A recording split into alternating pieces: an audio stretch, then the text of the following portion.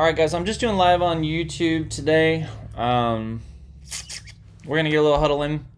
Um, Not doing the TikTok. I was having some issues with my iPad. That's okay.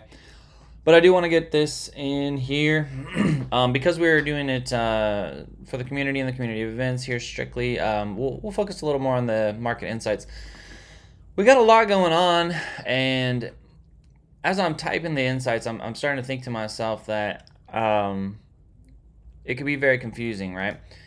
And so I want to kind of explain it a little more in depth. And so as I do this, I typically, this is not as much for TikTok as it is for y'all in the community.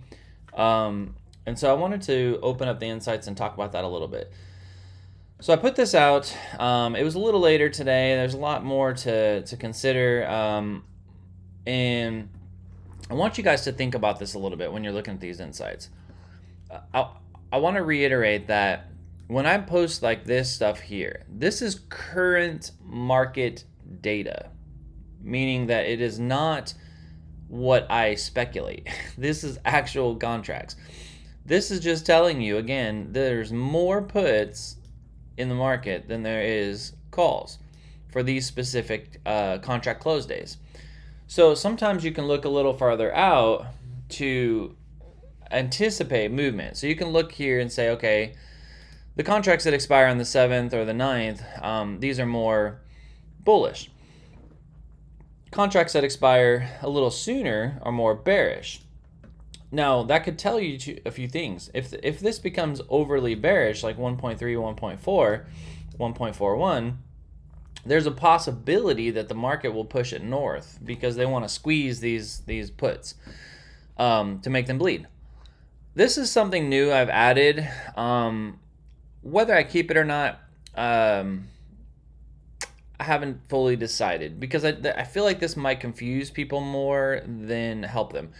Because you can see the volume put to call ratio, although that is bearish, right, which it lines up with this, it is bearish.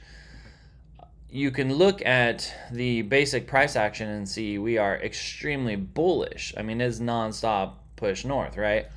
So you don't want to negate what's in the market compared to what you see, because this is due to the news, the fact that the Fed didn't raise the rates, the fact that a lot of this stuff's coming out fairly bullish. We just had our initial the jobless claims, which it went up, which is more bullish to the market because if people are out of jobs, then the Feds are not likely to have to push to raise the rates. So we've had a lot of bullish news to support that. So you're going to see a slow shift in this as the market sentiment changes. You also don't want to negate the fact that we had a bullish reversal pattern. Now, we had quite a nasty fall, right? We had our fall 1, pump up, our fall 2. We were trying to see if we could get a pump up in this little bear flag right here to have this break down. But at the same time, we've been calling this for some time. We had this inverse head and shoulder. You take the neckline across. We had a breakout retest here, and it confirmed the retest. That's what's going to cause that, because typically it will only claim this side right here on the first steps of claiming it. But in this instance, the news has been bullish, right? So that has people in FOMO. They're all buying like crazy. Just look at this historically.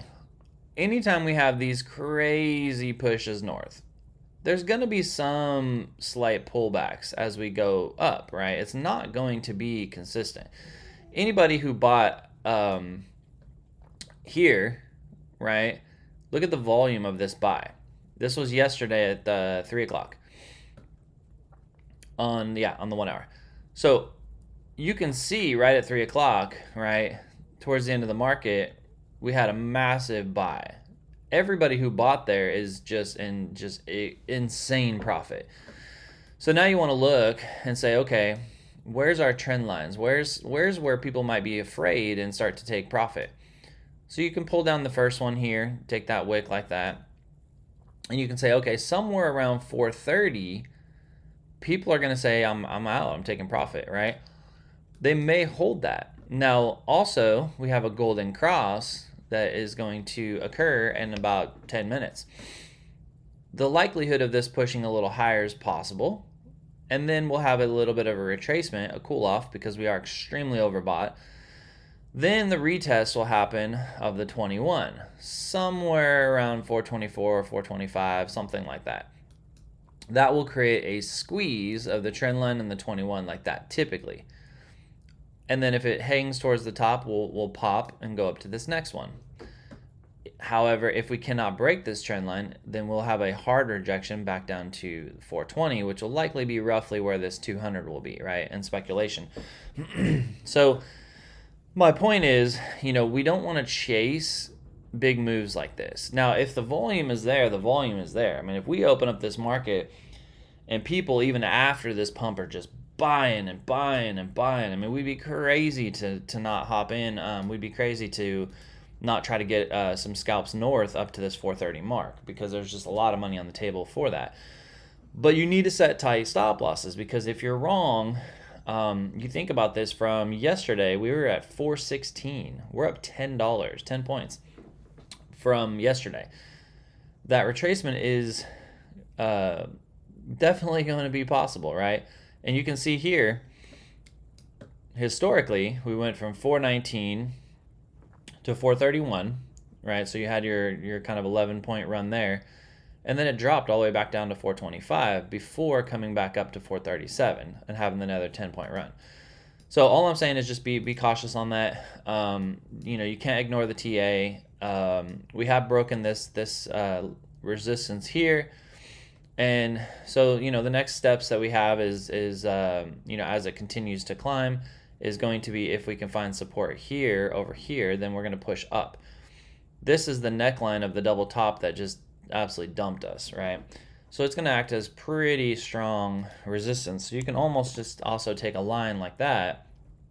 And if we push up like this throughout today, right, somewhere around that 429.59 could be where we have that collapse. So we do have some live trader settings that we have in place here. And you can take these, let me turn these on. You can take these settings. So now I do have some puts in play. One of them is at 426.15. We've already surpassed that. Now I'm okay with holding that for now. I may make adjustment up to this one so we can get that pump and pumped, up and then retracement. But it's still not a bad play, because if we do begin to retrace on market open and it breaks below this resistance line, then it's going to fall anyways, right? So you could potentially leave this put and open up another one. Or you can convert this one, because the likelihood of us getting down to 320 or 423.95 fairly quickly is not extremely likely. So you could move this one up into this area, 429.10, 429.15, somewhere around that, and play this upper resistance one. So just some things to think about. We do have the support and resistance lines. We have that key one. Again, as long as you're above this key level, which is, we're so far above it, it's not even funny. You want to try to stay call, but when you get too far above this level, it's likely going to come back down on that. But now you can take these resistance lines and use them as paths down. Meaning, as long as we're above this one, likelihood of coming to this one is very high.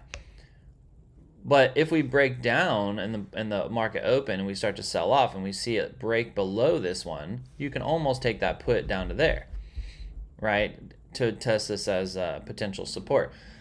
So that's kind of how you want to play it, using these ranges and after these big pumps like this. So, and then we typically are going to put out the trading outlook, things to watch for. This is something that is very possible, right? And you can see, since I drew it, it's already kind of playing out. We're almost there, right, on this. If you take that, and you can see that extra stretch there. So, it's very possible we reject on that, pull back to the 422, and then just go absolute parabolic north, putting us into that inverse head and shoulder, causing us to retest this resistance line and then push forward. Now I want you to notice the day. I mean, this is like next Wednesday, next Thursday, so there's some time involved in this because it is a 1 hour chart. So it doesn't mean that, today we can't push north and then absolutely collapse. And then by tomorrow, we have another pump and then a little bit of a dump. And then next week we pump. So, the concept, or I guess the point I'm trying to get to is no matter how the market's going, you don't want to be overly bullish. You don't want to be overly bearish. You just want to trade as you see. You want to be aware of your support, be aware of your resistance, so you don't get caught in the big moves. So we do have the settings here on the live trader. Again, you don't have to take all of these, guys. I put these out, for those that are busy, don't really want to watch it. It's awesome that some of y'all double dip when you trade in the morning, plus you get the live trader. But remember, when we trade in the morning, most mornings we've ended up green. When you're green and you've hit your goal, when we say shut it down, I'm not just talking about live trading. I'm talking about shut it down. Like pause all your alerts, shut down your laptop. I mean, you're done. You don't need to take any extra risk of these. And as good as I try to be with these settings, there's a lot of news. There's a lot of volatility that can shake things up like really fast.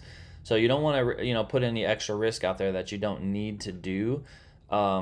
Just because if you're doing that, now you're getting greedy. If you're like, okay, my goal is $400, I'm at $400 because of the trading this morning, might as well leave live trader, man. It's hit the last 20, 30 times. I mean, extra money, I don't have to touch it.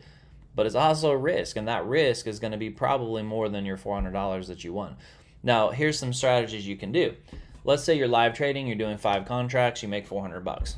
And you're like, man, I kind of got that itch I want to scratch, I don't want to take myself out of the whole automation. Maybe instead of doing 5 contracts on your live trader, do 1. You make $10, $20, right? But you're in. You have that opportunity to do it. But your overall contract is now probably only going to cost you like $200, maybe $300. So even if it goes to absolute toilet, right, you're still positive for the day. You haven't destroyed your day. Just think about those type of things when you're deciding your volume on that, because we used to do preset volume because of the fact there's so many gamblers out there that just want to, Nick's hit this like 10 times in a row. I'm going to put like 20 contracts and let's go, right? And it may still hit. I mean, I do my best, but, I don't have a crystal ball. Stuff happens. So there's a lot of news out there. This is probably, I've been studying the SPY a very, very long time. And this is probably the most volatile SPY that I have seen in just a long time. I mean, since bull markets hit, right? So, these price swings are just insane. I mean, look, even this is aftermarket, and we've gone up from 422 to 427. I mean, in aftermarket, that's crazy, right? But then look at here, 416, we shot straight to 421. These are $4 price swings, but you're doing it the other way too, 414 all the way down to 409. And these are really fast movements, guys. I'm on the 1 minute chart. So I'm talking, this is 11 a.m. to 1 p.m., 2 hours. In 2 hours, we went from 417 almost down to 411. $6 swing in 2 hours. It's craziness. So if you're getting beat up in the market, don't beat yourself up too bad. It is a very, very difficult market to trade right now, and that's why we're putting all these things out. That's why you have to stay disciplined. You do have to stay diligent, be patient, and set stop losses. Guys, I know it hurts to take the loss, but you take the loss, you reassess, you get your nerves, take a look at the market, and hop back in, because the way these price swings move, right? I mean, look at this one right here. This is a matter of like 6 minutes. It went from 419 to 423, $4. You can make that back if you can capture those, right? But the primary point, guys. Set your tight stop losses. You take a loss, just look to re-enter to gain that back, not in a revenge way. I've set a few rules to myself in the past few months, a year maybe, where if I take a stop loss, I won't enter a trade for at least 15, 30, 20, 30 minutes, because I need to take a breath, maybe go walk, grab some to drink, don't look at the chart for a minute, come back and get fresh eyes. Because if you take a stop loss, your immediate mind is, I'm looking at this as I need to get in. I have to make this back. And you're trying to jump in really quick to earn it back. And that could easily throw you into a bad trade again. Now you take 2 stop losses and bam, you're in trouble. So, you know, those are some things that you can add to help with your own discipline too. So just keep that in mind. You know, again, it's not an easy market. We are very bullish, but the overall contracts today are very bearish, which leads me to believe that we might just continue up into this 429 range, where we're going to squeeze all these contracts. But you can see here, this is a key level where we were right here. So for us to open up and have people take profit would not surprise me whatsoever. But it also wouldn't surprise me for us to get one little push north, right? Because the market open loves to push and then drop, or it loves to pull back and then pump, right? So just keep an eye on that. That's kind of my 15-minute coverage on the market here. Looking at the dollar, again, you know, this is why we're pumping. The dollar is dumping, but we are near some crazy support where the dollar just went crazy north, right? Also, the VIX has been pretty much in a free fall, but you can see from there, but we are near some support levels. So again, like I said, do not chase this pump. Be patient, and we'll talk about it more in the room on what I'm looking for if I want to jump in. I'm not likely to jump into something extremely early. So I hope that helps you guys out, and we'll see you guys in the room.